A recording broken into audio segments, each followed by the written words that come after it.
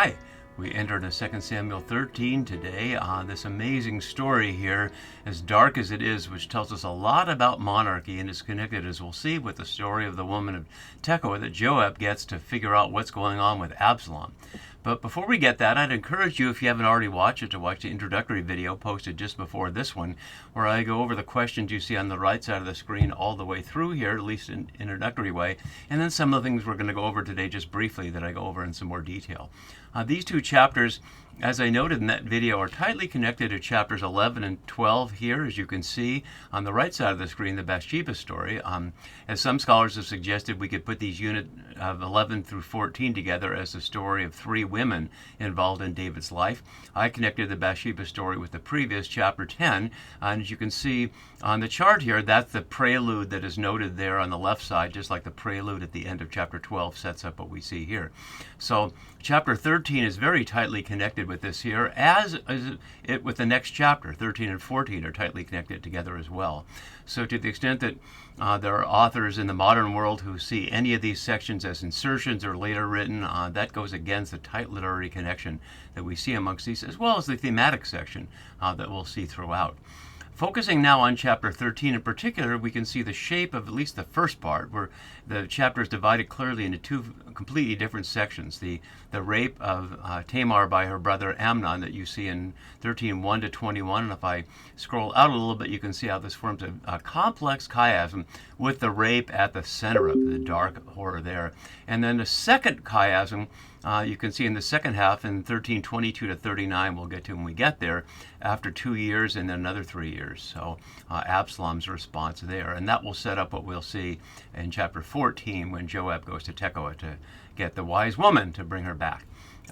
We can also see in our immediate chapter, I didn't go over this in the introductory video, but now that we're focused on chapter 13, the parallel between what happens in this story in chapter 13, far more than we'll get to in this video, and what we see in the long rape story and aftermath in Judges 19 to 21 that ends the book of Judges. And you can see on the right side of the screen the many parallels, both in terms of theme and specific words, such as calling it Nebulah or foolishness, and the phrase such a thing, which we'll hear echoed by Tamar today, and all these other elements. But one of the things that a number of scholars have pointed out is the book of Judges ends, as you can see here, with the sense of there's no king, and so people are doing what's right in their own eyes.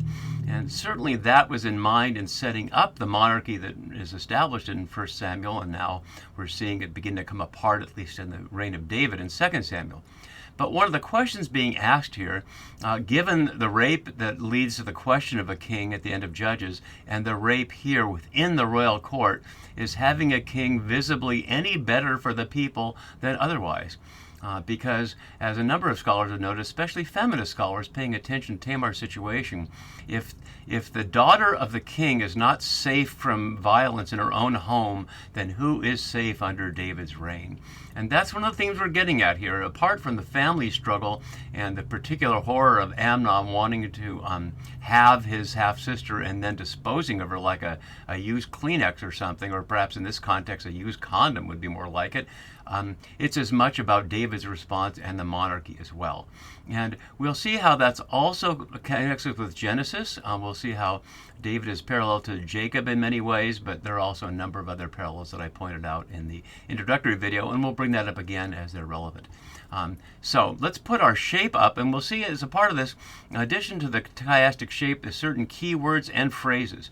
So we see sister all over the place, emphasizing that she's a sister, and yet David is always called king. He's only once referred to as father, but throughout he's king. So they're sisters and brothers, as we see here, but David as the king, his role as king more than his role as father, but of course they're inseparable.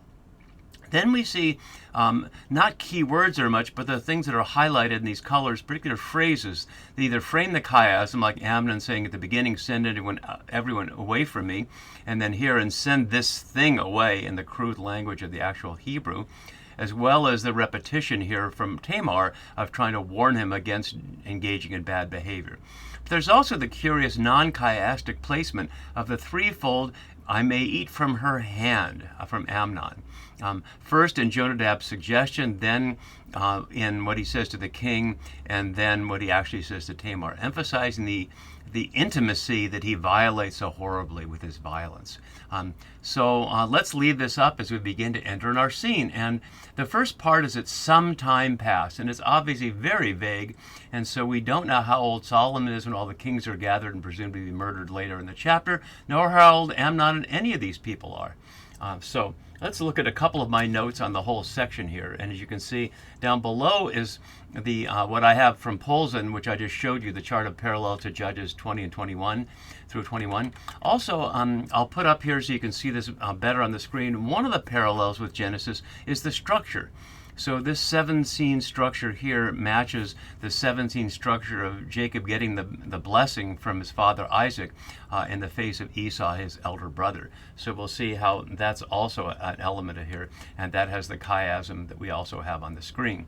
But I'd also like to note here this note from Brooke Halpern here, because this is one of the questions I raised here. So you see in my question 4, in 2 Samuel 12:11, as you can see here, Yahweh said, "I will do this." And so what are we seeing in terms of causation? And Halpern uses the principle of what he calls complementary causation. He says, Yahweh sets the pieces in place and the drama plays itself out as foreordained, yet with each agent in the drama acting volitionally.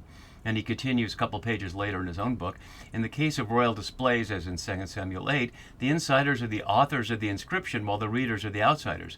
With complementary causation in Samuel and elsewhere, the readers are insiders and the characters in the story are outsiders. In other words, we're knowing the multiple levels of causation here, whereas they are not. We know that Yahweh is organizing the whole event, and yet people are making their choices as we go here. So that's one of the elements I wanted to draw attention to as we start. So some time passed, and the translation already covers up the fact that in the original Hebrew, you can see from my note in the lower left there, Absalom, son of David, matching Amnon, son of David, that we'll see in just a moment in the same verse. And Tamar is surrounded by that. So within the text, the woman is surrounded by David's sons, but they're described not so much in this way. Notice the difference here in English, David's son Absalom versus Absalom ben David, Absalom son of David, just suggesting that's his lineage as much as anything.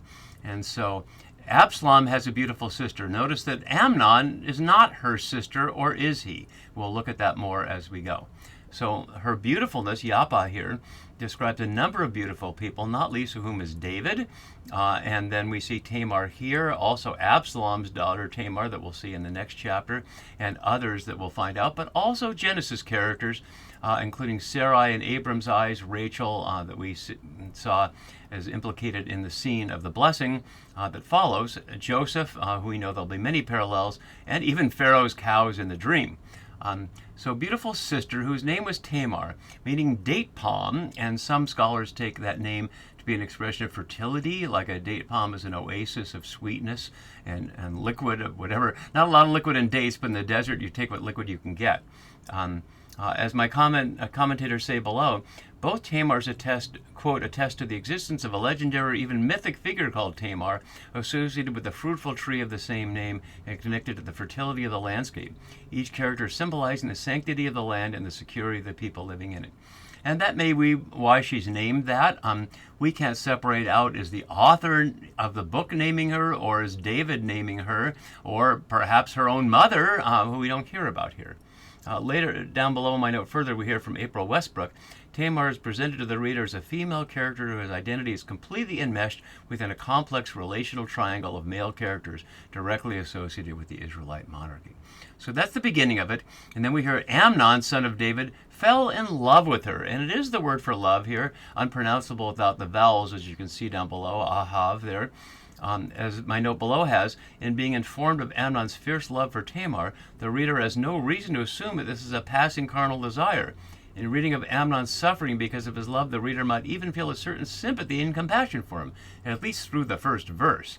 And keeping in mind that they're half-siblings, and although that certainly is incest under laws that we'd find in Leviticus, as I've been highlighting, this text doesn't know the book of Leviticus, and there's no particular prohibition against that. In fact, if anything, as we'll see, Tamar suggests that rather than rape her, that if he asked their father, that her father would give her to him.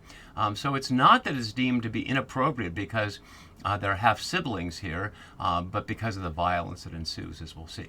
So that's the setup. And then something we hear that's ambiguous in a couple of levels here. Let's listen to the verse and then we'll look at our notes below. Amnon was so tormented that he made himself ill because of his sister Tamar, for she was a virgin and it seemed impossible to Amnon to do anything to her. There are some questions of causation the way that sentence is phrased in English. Let's think about that for 1 second. It says he was so tormented, using the verb tsar here, meaning to bind, tie up, restricted, narrow, scant, or cramped. So it's like he's all tied up within himself, and he made himself ill. And the irony here is, in the hit patel form of this verb, he made himself sick. That's exactly what Jonadab is going to tell him to do in verse 5. Here, it's the exact same word in the hit patel form. So he's telling him to pretend to be ill or to make yourself ill, but that's what he's already done on his own. So as we'll see, Jonadab's advice is not to do anything other than what he's already doing. So he's making himself sick because of, as the text emphasizes, his sister Tamar, even though she's only a half-sister. And my note below highlights that sisters use 8 times the narrative and brother 9 times. For she was a virgin, Betula, framing as we'll see with verse 18, and only here in Samuel. It comes up 2 other times in the monarchy story, and one of those in the Deuteronomistic history is precisely the parallel rape stories you can see down below in Judges 19:24 and 21:12. As Westbrook notes again here, Tamar's initial condition as a virgin daughter of the king holds tremendous potential for her ability to share honor as a future royal wife and mother. The reader is initially primed to assume that as a female member of the king's house, Tamar must be the safest woman in Israel. So we have Amnon in love with her, and we have her as a virgin, but then we have more of the ambiguity that really characterizes the story with words that can often mean the exact opposite of how they're translated meaning, and it's impossible to render them both ways. So it seemed impossible, or does it seem wonderful? And in fact, it's used as wonderful, as we can see in Genesis 18:14, when the angel of Yahweh says, "Is anything too wonderful for Yahweh?" which is predicting that Sarah will be pregnant and have a son, as you can see the verse continuing. So there it's certainly wonderful, but it could also be impossible. So here it could seem wonderful to him to do anything to her, or does it seem impossible? The 2 is covering over a Hebrew phrase we see often, impossible in his eyes. So plainly in these first verses, we're seeing the story from Amnon's eyes, to do anything to her. And again, my note below has, at this stage, the narrator avoids stating explicitly what Amnon's intentions are, and consequently his character does not stand out as being clearly and equivocatively negative. So what we have after the first 2 verses is simply a young man in love or in lust with his half-sister and wondering what to do about it. And again, if we think half-sisters are an issue, well, Abram and Sarai were half-sisters and nobody said anything bad about that. So then something unusual happened. Amnon had a friend, using the word Reah, which, as Alter notes, can be an official role as the king's or the prince's companion and counselor. But the word has opposite meanings, as either positively a neighbor or companion, but it can also mean inferior or ugly, or disagreeable and unwholesome. And Jonadab is all of those things, as we'll see. The name Jonadab, meaning Yahweh is noble or is liberal, or Yahweh stirs or impels. Jonadab plays the role of Nathan vis-a-vis Amnon as David in advising about the desired woman, but with the advice David would have preferred, which is to take her, not to not take her. Of course, there's no Uriah in this situation to be in the way. As Halversall and Holmes note, Jonadab was a type we have met before, namely a political inferior conniving secretly to manipulate his clueless superior. As Bode notes, Amnon and Jonadab both have elements of David's character, in lust and calculation respectively. They become the first grim instruments of prophetic fulfillment. And Bode's note that is an important one because a number of scholars have suggested, and this is not surprising given what we know of genetics and families, is that his children each express some element of who he is. And we'll see that also with Absalom, but we'll also see it with Adonijah, and we'll also see it with Solomon. A final note there notes that his narrative role is to provide the source of Amnon's decision of what to do, but not to abdicate Amnon's responsibility for his own actions, as well as to show that Amnon, quote, does not have Jonadab's acumen, unquote, about how to, quote, extricate him from his emotional plight. And so now we see there's three causal forces. There's Yahweh who's sending things in motion, there's Amnon's love or lust, and then there's Jonadab putting words in his ear and then words that will come out of his mouth. But we also hear that Jonadab is a cousin, and it's a very interesting reference here. He's the son of David's brother Shammai. And we knew early on in 1 Samuel that David was one of 7 children. In fact, we saw that when Samuel went up to the sons of Jesse, they paraded past him until there was one still hiding amongst the baggage, as Saul was doing, and that was David. And so we've not heard anything about the brothers, but we knew that one of his brothers, Eliab, when David went up to the scene of Goliath's confrontation of the Israelites, saw David as evil and presuming that he belonged there even though he was the little brother. And so perhaps there's still brotherly rivalry going on here that leads Jonadab to be sent on behalf of his father to disrupt David's reign, but we don't know. Jonadab plays his intentions close to the vest. And he's described as a very crafty man, or literally a wise man, Chacham here, as is the woman of Tekoa.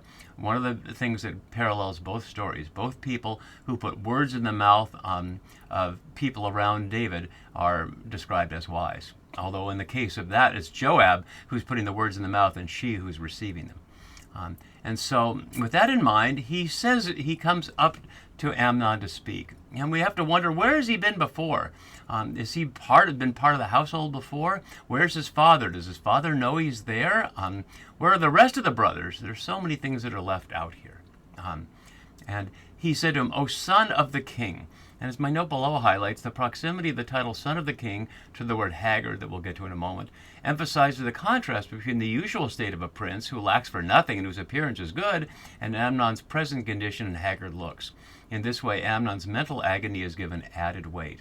And so still at this point, we could think positively of him and positively of Jonadab, trying to help out the poor lovesick guy to get what he wants.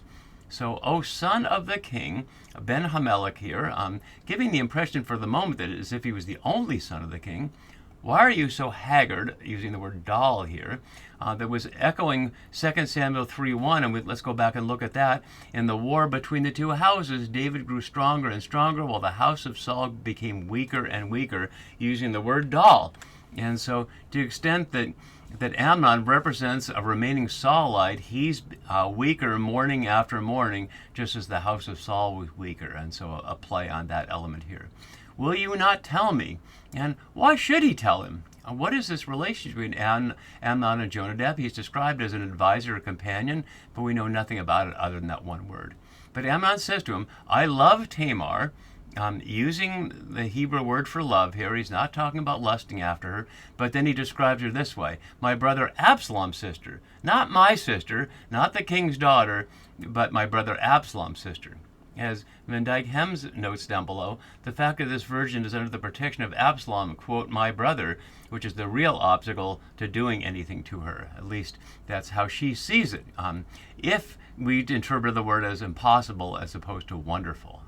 But certainly seems to highlight here that he's under the shadow of Absalom looking over Tamar, which is in fact what's going to happen. And then Jonadab speaks without being asked for advice. Notice he shows up and just says, how you doing? Tell me what's going on. And he tells him, and now Jonadab presumes to tell him what to do in the imperative form. Not a suggestion, not have you considered your options, but doing this. And Amnon does exactly what he says. Why? We don't know. He says, lie down on your bed. Using the word that you can see down below is used 6 times in this section. I didn't put it as a key word because it's translated differently in different situations, but you see it 6 times here and not again in 2 Samuel, ironically echoing 11:4, where David did exactly that with Bathsheba. And my note continues that 14 of the 18 uses of this verb are in chapters 11 to 13.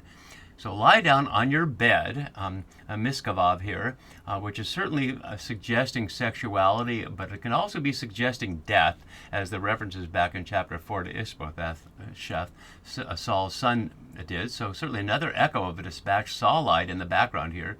And as I noted, do what you've already been doing. Act like you're ill. He doesn't have to pretend, so pretend isn't necessarily a good translation, although maybe that's suggesting Jonadab's perspective on it as opposed to Amnon's perspective, that he really has made himself ill.